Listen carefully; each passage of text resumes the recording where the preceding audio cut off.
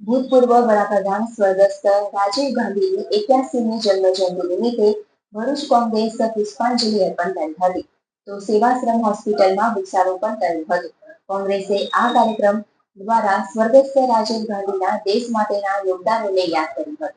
ભરૂચ જિલ્લા કોંગ્રેસ સમિતિએ પૂર્વ વડાપ્રધાન સ્વર્ગસ્થ રાજીવ ગાંધીની 81મી જન્મજયંતિની ઉજવણી કરી. જિલ્લા કોંગ્રેસ કાર્યાલય ખાતે તેમની તસવીરને પુષ્પાંજલિ અર્પણ કરવામાં આવી.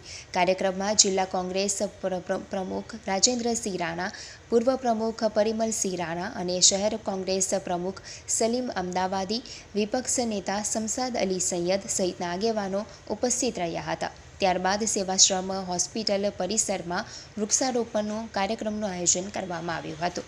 કોંગ્રેસ આગેવાનોએ વૃક્ષો રોપીને પર્યાવરણ સંરક્ષણનો સંદેશ આપ્યો હતો. કોંગ્રેસે આ કાર્યક્રમ દ્વારા સ્વર્ગસ્થ રાજીવ ગાંધીના દેશ માટેના યોગદાનને યાદ કર્યું હતું.